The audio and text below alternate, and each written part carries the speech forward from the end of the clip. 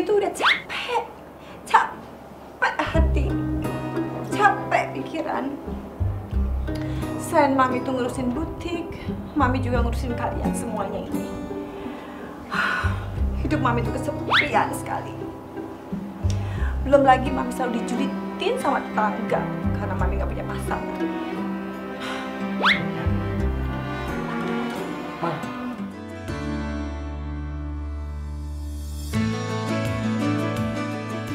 Diah Permatasari, aktris cantik yang satu ini, wajahnya kerap menghiasi layar kaca di era 1990-an. Berhasil mempertahankan eksistensinya hingga kini, sosok Diah Permatasari masih terlihat begitu memukau. Di usianya yang kini sudah menginjak 52 tahun. Lantas, seperti apa cerita awal mula ia terjun di dunia entertainment? Pertama kali saya menekunin dunia peran seni itu di tahun 1987. Saya masih di bangku SMP, di mana mama saya itu kan beliau rajin sekali mengirim-ngirim keikutan serta ajang pemilihan cover girl, gadis sampul, wajah femina, sampai putri, ayu, kayak gitu-gitu. Nah, awal mulanya itu mama saya iseng, "Dia, kamu tak masukin ya ikut ini loh." Karena mamaku tuh tahu, ya itu, saya kan orangnya kan nggak bisa diem. Kadang-kadang suka foto-foto sendiri. Akhirnya dikirimlah foto-foto saya itu ke salah satu majalah gitu. Nah, ternyata saya itu diterima menjadi sampai ke finalis. Saya menang juara kedua. Nah, mungkin karena sudah wajah saya sudah ada di mana-mana, di majalah-majalah. Nah, suatu ketika ada produser yang bikin film di Solo. Nah, dia udah tahu nih kita perlu pemain orang Solo, memang karakternya itu Putri Solo gitu. Nah, disitulah saya pertama kali main film yang judulnya Selamat Tinggal Janet. Pemerannya adalah Mbak Mariam Bellina sama almarhumah Ria Irawan, Mas Matias Mucus. Di situ ada karakter wanita yang dijodohkan, wanita Solo gitu. Akhirnya saya main di situ pertama kali. Saya main di situ berapa scene lah gitu ya. Itu pertama kali. Terus sepertinya dunia film itu kan kecil ya. Jadi waktu setiap kali ada produksi di Solo selalu saya disuruh ikut main gitu. Saya main film laga judulnya Tutur Tinular. Nah itu. Habis itu terus-terusan sampai akhirnya berkesinambungan, akhirnya saya ke Jakarta. Itu awal mula karir saya.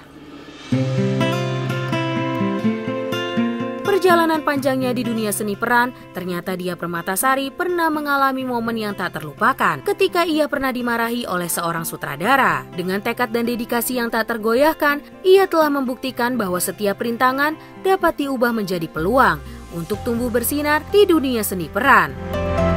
Nah, pada saat itu adalah pengalaman saya syuting kedua setelah Selamat Tinggal Janet. Saya nggak ngerti, karena kan habis film drama, kemudian film action, ternyata kok, waduh gila ya, orang-orangnya kok gahar-gahar semua, termasuk sutradaranya gahar banget. Nah, akhirnya disitulah saya mengalami pengalaman yang tidak mengenakan pada saat itu. Saya dimarah-marahin karena saya memang telat gitu, karena saya memang nekat maunya pulang sekolah gitu. Nah, setiap kali pulang sekolah ya selalu ya telat lah datangnya. Sementara kan saya ditunggu tuh, ya udahlah itu terjadi gitu, jadi pengalaman.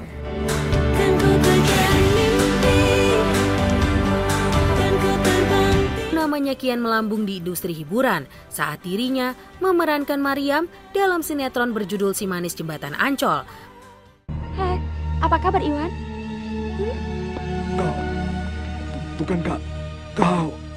Iya benar, saya Mariam. Dengan perannya ini, Diah Permatasari berhasil membuat publik mengingatnya sebagai si hantu cantik penunggu jembatan hingga sekarang. Lembaran kisah hidup Diah Permatasari di dunia entertainment ternyata ada sebuah babak indah dan berkesan saat bertemu dengan Ozy Syahputra dan juga almarhum Kiki Fatmala. Dikenal akrab dan bersahabat dengan keduanya, Diah Permatasari mengungkapkan cerita persahabatannya yang sangat berharga dalam kehidupan karirnya. Nah, awal mulanya begini.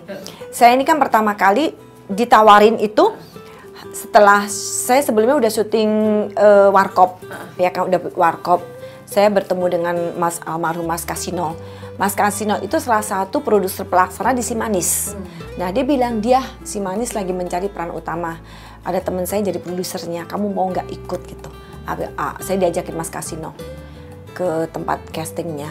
Di situ saya berjumpa dengan Oji Saputra yang sekarang menjadi sahabat saya itu.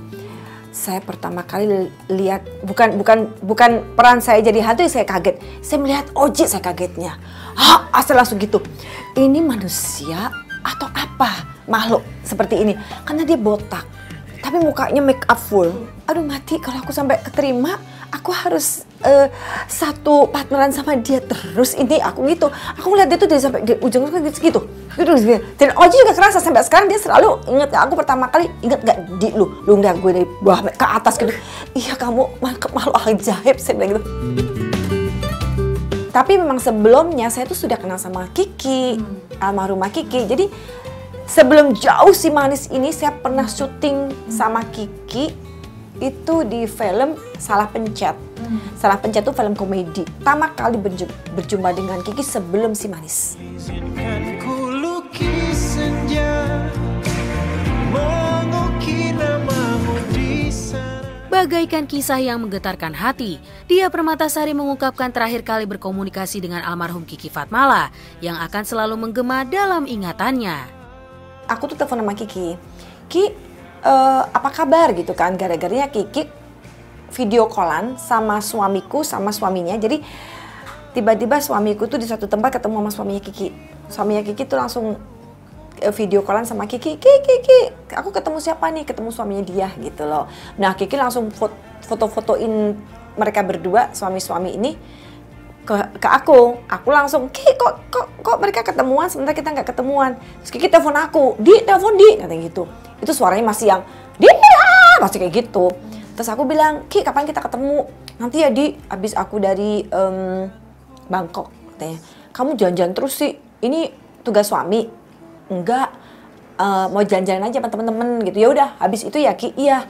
Habis itu ya pokoknya sebelum aku radiasi. Dia mau ada radiasi di bulan Desember. Terus aku bilang, loh Ki ngapain radiasi? Ya kan aku ada lagi, dia bilang gitu. Tapi aku tuh nggak kerasa apa-apa gitu. Aku masih sehat, aku nggak ada pusing-pusing, nggak ada lemes-lemes. Dia bilang, kayak biasa aja. Jadi ya udah Ki, semangat, aku bilang gitu. Saya mencontohkan ada temen aku kena sakit seperti kamu sampai sekarang survive. Emang iya, sampai sekarang survive. Udah 5 tahun malah. Ya aku juga semangat kok, aku semangat, masih sembuh. Ya, itu terakhir. Walau hanya sebentar. Dia Permatasari begitu terpukul dengan kepergian sang sahabat yang begitu tiba-tiba. Dia Permatasari pun membongkar sederet kebaikan almarhum Kiki Fatmala semasa hidupnya. Kiki itu anaknya baik, kenangan sama Kiki selalu indah. Kenapa? Karena Kiki itu tidak pernah membicarakan seorang, menggosip itu nggak pernah. Kiki tuh selalu kalau ketawa tuh ngakak-ngakak gitu loh, ketawa-ketawa segala macem gitu, selalu dia ngajak makan. Ya cerita ringan-ringan aja. Terus dia selalu bilang, kamu tuh jangan sering belanja-belanja yang nggak penting-penting. Selalu bilang beli itu tanah, naik terus. Sampai Kiki tuh bujukin saya, kamu kalau punya duit beli properti di Bali. Sampai akhirnya alhamdulillah saya bisa beli properti di Bali itu karena Kiki. Karena Kiki itu memberi saya semangat. Kiki tuh punya beberapa properti di Bali. Dan saya pun sampai akhirnya dikenalin sama agennya sama Kiki segitunya. Terus akhirnya sampai sekarang saya bertahan masih ada gitu. Itu karena apa? Karena semangat dari Kiki. Dia inget ya, properti itu naik terus, dia bilang gitu. Dan apalagi di Bali, dia bilang gitu. Ya udah akhirnya sama-sama, kalau ke Bali kita sama-sama selalu gitu. Itu gara-gara Kiki.